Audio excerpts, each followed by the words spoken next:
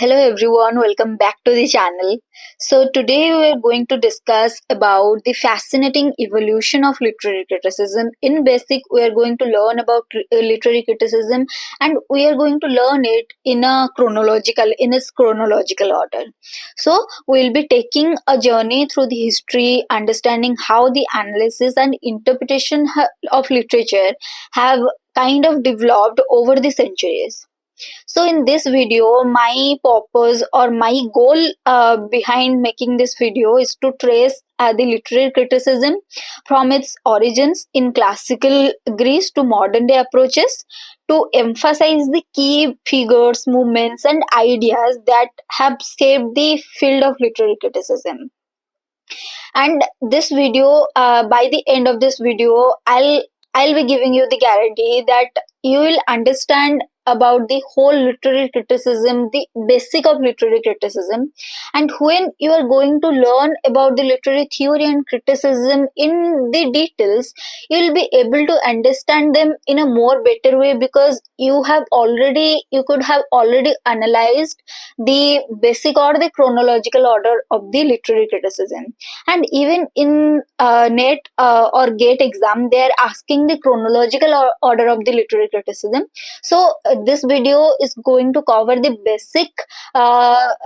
basic information you need to know about the literary criticism and some of the types of literary criticism, and it will also give you a depth of analysis about what literary criticism is, and you are going to learn it in a very easy way. So without much delay, let's start the video. So our journey begins with the classical literary criticism. The classical literary criticism originated in ancient Greece and Rome.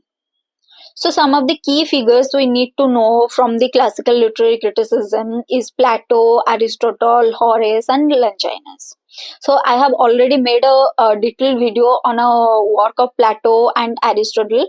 You can go and check that in my channel, so that you'll understand the concept of Plato and Aristotle in a more better way. So Plato is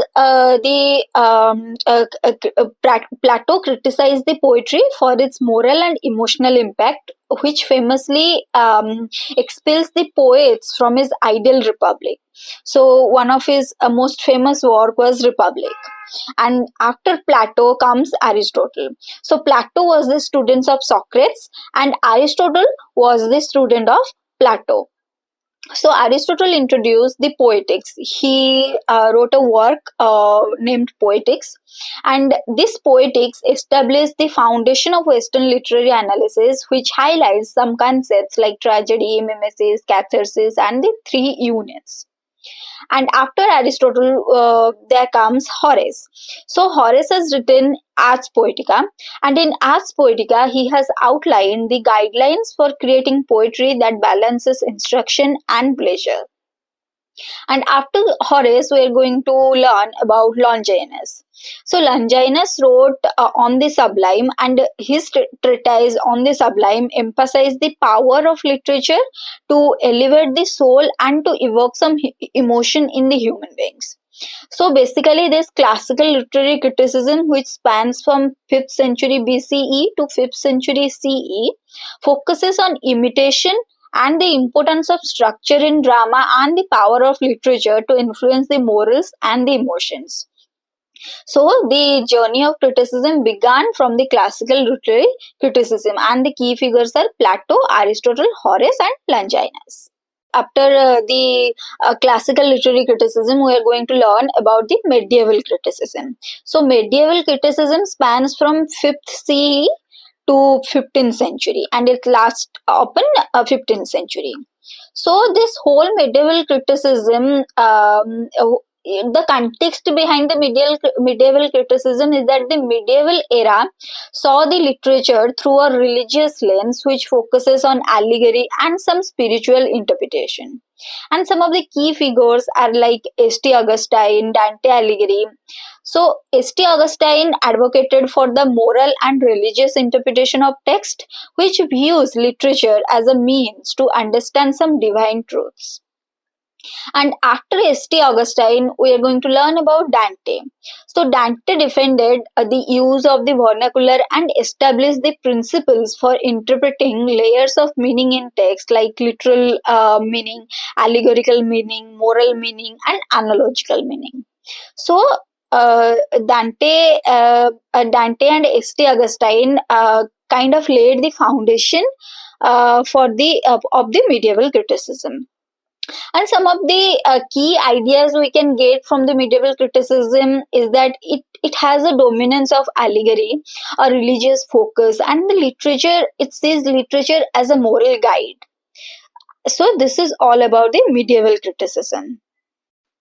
So after medieval criticism, we are going to learn about the Renaissance criticism. So after medieval criticism comes the Renaissance criticism. So Renaissance criticism spans from 14th century to 17th century. And the Renaissance revived the classical ideas with a humanistic focus, blending the region with some creativity. And some of the key figures in the Renaissance criticism we can see are Sir Philip Sidney, Lodovico Castroveltro. So, Sir Philip Sidney's most famous work, An Apology for Poetry, where he defended the poetry, asserting that it teaches virtue through some delight. And it is the most famous work of Philip Sidney, which was An Apology for Poetry. After that, we are going to learn about Lodovico. So, Lodovico emphasized the unities in drama, refining Aristotle ideas. So, what we learned in Renaissance criticism is that Renaissance criticism was kind of influenced by the classical literary criticism, and it adds some humanistic touch with the classical literary criticism, as the classical literary criticism focuses on the as we learned that classical literary criticism there were Aristotle, Plato. So the Renaissance criticism writers, they kind of followed the path of the classical criticism writers. So this is about the Renaissance criticism. So after Renaissance criticism, we are going to learn about the Neoclassical criticism. So Neoclassical criticism was from 17th century to 18th century. So behind the Neoclassical criticism, there was a context where the literature as a reflection of literature becomes the reflection of reason, order, clarity, and it comes with a return to the classical ideals. And some of the key figures we can see in the neoclassical criticism in that period are John Dryden, Alexander Pope, Samuel Johnson. So, John Dryden advocated for the English literary standards and introduced literary criticism in the English language. And Alexander Pope, in his most famous work, in Essay on Criticism, established the rules for poetry based on harmony and balance. And after Alexander Pope, there comes Samuel Johnson, who stressed the importance of moral criticism and the literature's reflection of human nature.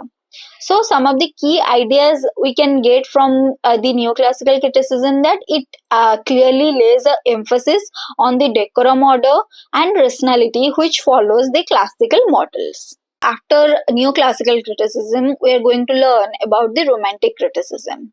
So, romantic criticism started from the late 18th and it continued till the early 19th century. So, the romantic era marked a shift from reason to emotion. Reason, which clearly has a focus in the neoclassical criticism. So, the romantic era marked a shift from reason to emotion, imagination, and individualism. So, the romantic criticism writers who prevailed at that period of time focuses on emotion, imagination, and individualism. And some of the most famous key figures we can say those are presented, or those are writing in that romantic era, which created a havoc in the romantic criticism, was William Wordsworth, Samuel Taylor Coleridge. So they are the some of the most famous romantic critics. So William Wordsworth advocated for the expression of emotion and simplicity in language in his most famous work, the To the Lyrical Ballads. And Samuel Taylor Collins, who was also known as the St. Collins, explored the role of imagination and creativity in his most famous work, Biographia Literaria. So remember that William Wordsworth wrote the lyrical ballads and Samuel Taylor Collins wrote the Biographia Literaria. And in William Wordsworth lyrical ballads, we can see the expression of emotion and simplicity in language. And in Samuel Taylor Collins' Biographia Literaria, we can see or we can explore the role of imagination and creativity. And some of the key ideas we get from the Romantic criticism or the Romantic criticism based on the emphasis of nature, individual genius, emotional expression, and imagination over reason. So after Romantic criticism, there comes the Victorian criticism. So Victorian criticism started from 19th century, and this period focused on literature's role in the moral and social reform, which reflects a rapidly changing society. And one of the most famous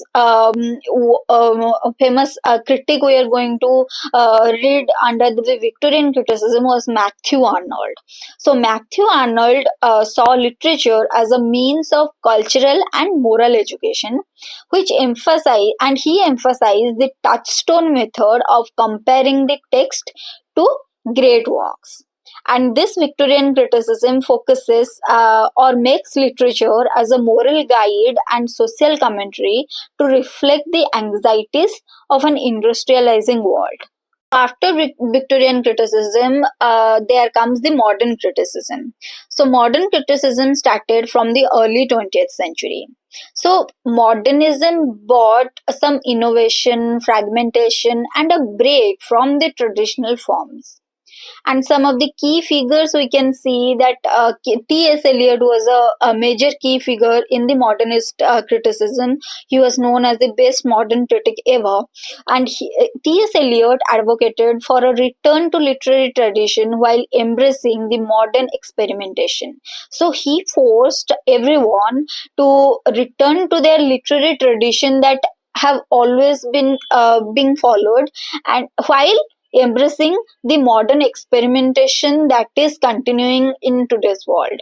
And some of the in modernist criticism we can see the rise of formalist critics, like the formalist critics focused on close reading, form, and language over content.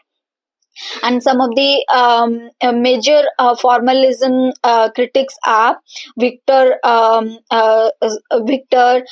Roman Jacobson. So there are many more, but I'm just telling you the overview on where the formalist critics focus. They focus on close reading, form, and language and structure of the text, not over the content. So we can see that the modernist criticism focus the emphasis on form, structure, and individual's alienation in the fragmented world that the modern society was facing. So, as in the modernist criticism, I talked about the formalists. So, they are the Rossian formalists. So, now we are going to talk about, after modernist criticism, we are going to talk about the Russian formalism. So, Russian formalism started from 1910 to and in continued till 1930s. The major period where the Russian formal critics were highlighted are from 1910 to 1930. So the Russian formalists, they focused on the form and structure to give an emphasis on the techniques that distinguish the literary language. And as I already said, Roman Jacobson, Victor Sorotsky, they are the major formalist critics. There are many more, but mostly we get some questions based on these two writers' work, these two critics' works. So Roman Jacobson focused on the function of language in literature, while Victor, he introduced the defamiliarization technique to make the familiars feel strange. So remember, the defamiliarization concept was given by Victor, and he introduced the defamiliarization technique to make the familiar things seem strange. And some of the key ideas we can get from the formalist critique, that they analyze how literature works through the language and form rather than their content or rather than their meaning. So Rosin formalists, they focused, or Rosin formalism focuses on the structure, form over the content or over the text actual meaning. So, after Russian formalism comes the new criticism, which spans from 1930s, or we can say that it was majorly highlighted from 1930s to 1960s. So, as the Russian formalists, they focused on the form and structure, while the new critics, they focused on the close reading and textual analysis, and they gave more focus on the text itself rather than the external context. And one of the major new criticism writer was Clint Brooks, I.A. Richards. They are the major figures. So, as I'll in future, I'm definitely going to make videos on each part of the literary criticism, every type of literary criticism, and there I'm going to talk about all their works, how they influence the literature. So, what was the context behind their work, the terms they introduced. So please subscribe to the channel so that you will definitely get some notification whenever I post some new video on the very much new topics. So back to the topic, new criticism, as I already said, it focused on the close reading and textual analysis and it focuses on the text itself rather than the external context. So Kleinbrook, I. Richards, or I can say the new critics, they advocated for the autonomy of the text and its formal properties. So the idea behind the new critics was that they focused more on textual analysis, that they give importance to irony, ambiguity, and paradox in literature. So after new criticism comes the structuralism. So structuralism started from 1950s and it continued till 1960s. So this structuralism focuses on the underlying structure in language and narrative. So as we read a text, the structuralists believe that we need to focus on the structure, or we can say how the text is constructed. We need to focus on that. So one of the most major figure we can say in the structuralism was Ferdinand de Saussure, who developed the structural linguistics. And after Ferdinand de Saussure, Claude Lévi-Strauss followed his footsteps, and he applied the structuralist ideas, and we can say he incorporated the structuralist ideas to myths. And Roland Barthes, he was also one of the most famous figure of the structuralist critic, and he examined the cultural myths and signs that is presented in the text.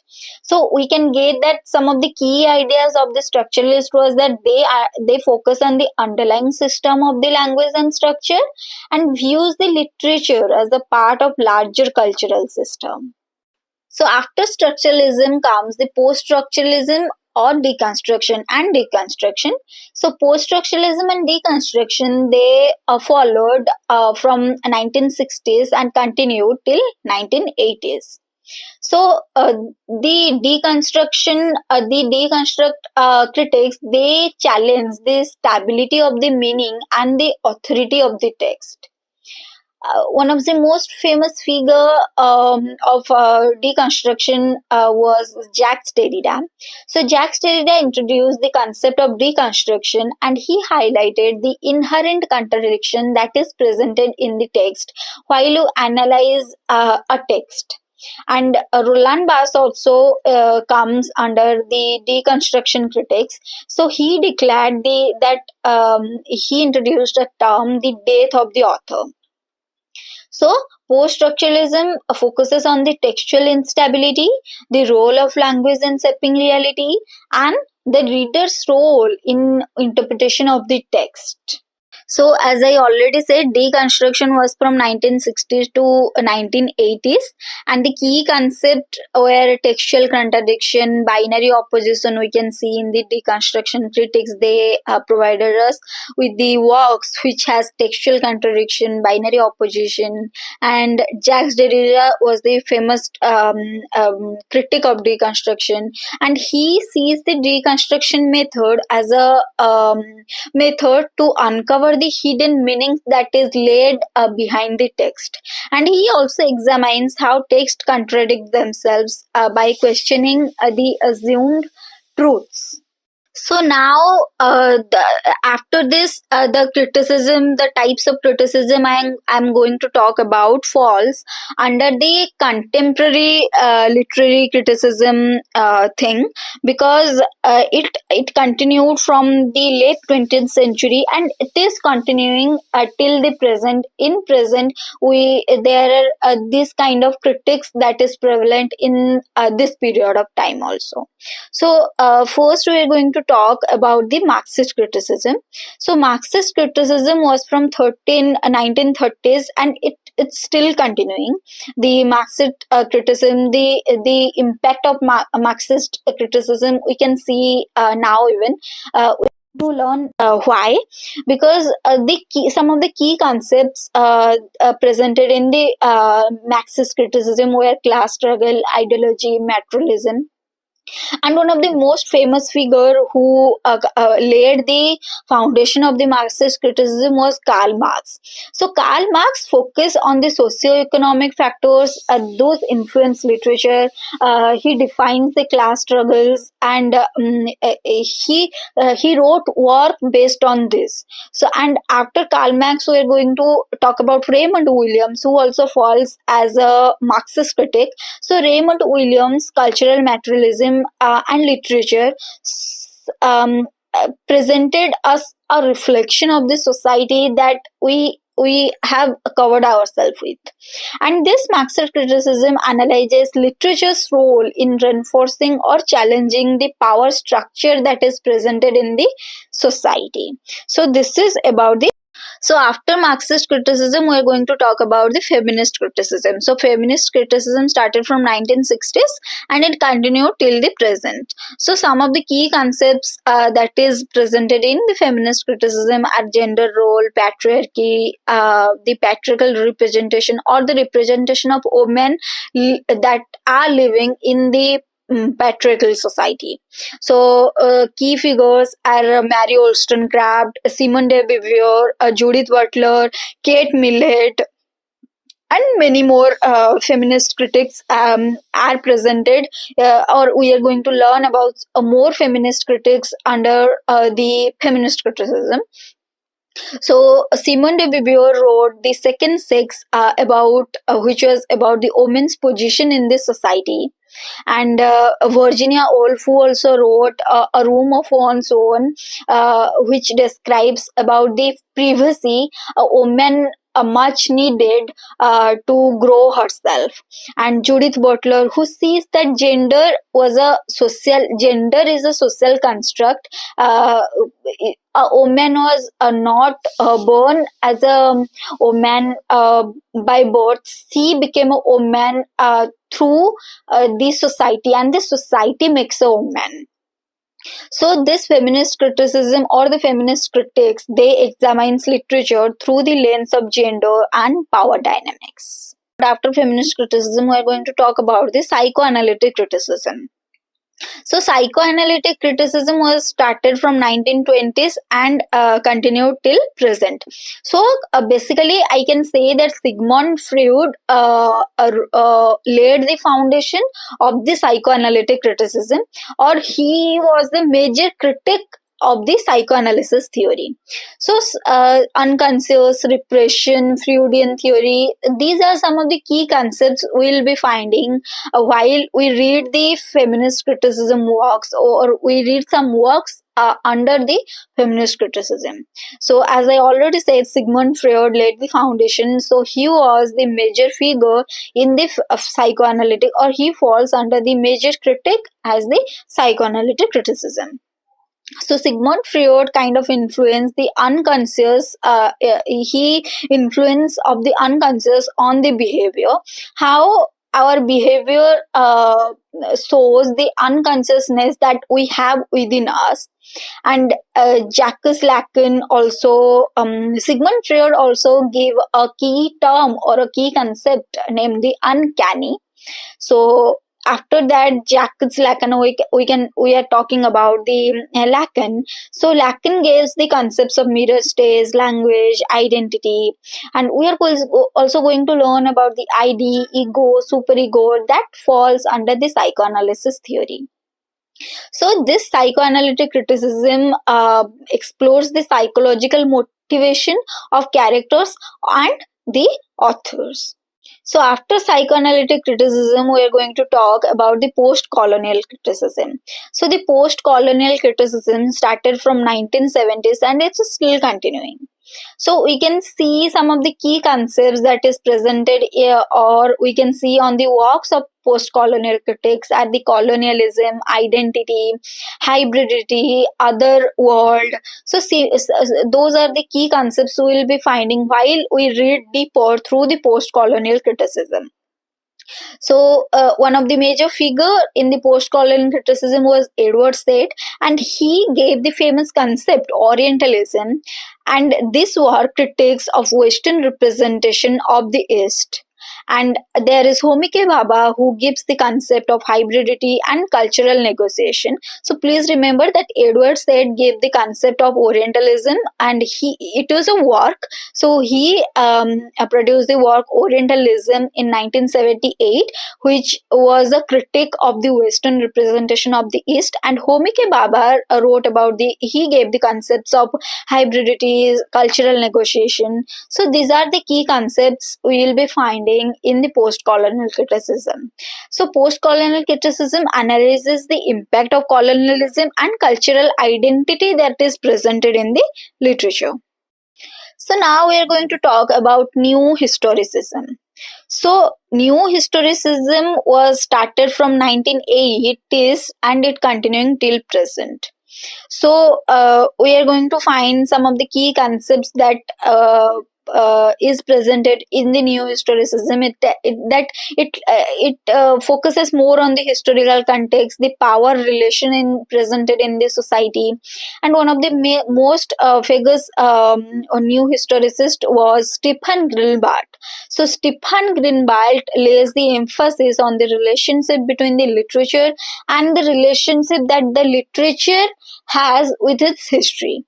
So the new historicism views the literature as a product of its historical and cultural context. So mostly the new historicism or the new historic critics, they lays emphasis on the relation between the history and the literature. So now we are going to talk about the reader response criticism. So reader response criticism started from 1960s and it continued till present. So while so this is a reader response theory, and there are some key concepts like reader's interpretation. How when I read a text as a reader, how I interpret a work is known as the reader response criticism, and how I subject myself with that piece of text or that piece of literature. So subjectivity matters in the reader response theory or reader response criticism. And one of the key figure was Stanley Fees, and he gave a most famous term, that is interpretive communities, and he laid the meaning behind the construction of a work. So the reader response criticism focuses on the reader's role while the reader interpret, or while the reader is going through a piece of work or a piece of text, and how he focuses on this criticism focuses on the reader's role while interpreting a text. So now we are going to learn about the eco-criticism. So eco-criticism started from 1990s and it is still continuing. So eco-criticism is a major trending topic that students are majorly invested themselves, or they are majorly interested in the eco-criticism, because it is a topic that will give you a new or unique experience to read a literature or to read a piece of work that we have never thought of existing in the society. So the concepts we'll be finding in while we'll be delving deeper into the eco-criticism and nature, environmentalism, and ecology. So one of the key figure was a famous eco-critic was Vandana Shiva, Cheryl Goldfelty, Lawrence Buell. So Lawrence Buell was the laid the foundation of eco-criticism. So he focused on the environmental imagination, that we'll be finding how he focused on environmental imagination in his piece of works. And in the work of Cheryl, we are going to find how he is using the nature. He is focusing on the ecological impact that we cannot see, but as we read his work, we are going to learn literature in a more different way. How literature also can make us see that those things that lays behind our actual imagination or actual world. So this eco-criticism lays emphasis, or it examines the relationship between the literature and the natural environment. So now we are going to talk about the queer theory. So queer theory is a type of criticism that has gained the prominence in today's world. We can say I can say that this queer theory has started from 1990s, and it has gained its shape or its form in the present day society in a more better way. So in the queer theory, we're going to talk about sexuality, identity, and queer representation. So key figures that we'll find in the queer theory are Evis Edwick, who gave the famous term the epistemology of the closet. Please remember, they ask the match the following, and mostly they ask about the if they from the criticism, literary criticism, they majorly ask about the match the following questions, where they ask about that match who gave which term. So Eve Sedgwick gave the term epistemology of the closet, and Judith Butler gave the term gender role. So he focuses on the gender performativity. So this queer theory focuses on the representation of the LGBTQ plus. It focuses on the issues that is presented in the literature through the lens of the LGBTQ community, or through the lesbian theory, or through the lesbians. So this is all about the queer theory. So this queer theory challenges the traditional gender and sexuality norms that is presented in the society. I talked about these are the criticism or theories, I can say. They falls under the contemporary criticism. So there are so many more things like digital humanism, trauma theory, disability studies. They also falls under the contemporary criticism, which started from 21st century and continuing till the present. So as I already said, digital humanities, intersectionality, globalization, these are the key concepts we'll be finding in the contemporary criticism, and it focuses on the diverse methodology, interdisciplinary studies, and digital analysis. So this is all about the contemporary criticism. Okay, so that's it for the basic of the literary criticism, and I guess we have all explored the evolution of literary criticism from ancient Greece to contemporary approaches, and we also understood how each period reflects its historical and cultural context. So I hope this whole video, my purpose behind making this video has served well, and you have all understood the basic or the chronology of the literary criticism or literary theory. And thank you all for all the attention you showed to this video, and feel free to ask any kind of questions or share your insights that you have about literary criticism theory or about this particular video, and post those in the comment section below. I'll definitely see and try to reply to all of you. So that's it for today. If you like today's video, please don't forget to like, share, and subscribe. And please share it with your friends so that they also will be able to understand the concept behind the literary criticism or the basic of the literary criticism, and they'll also know about the chronology of the literary criticism. So that's it for today. I will see you in the next video.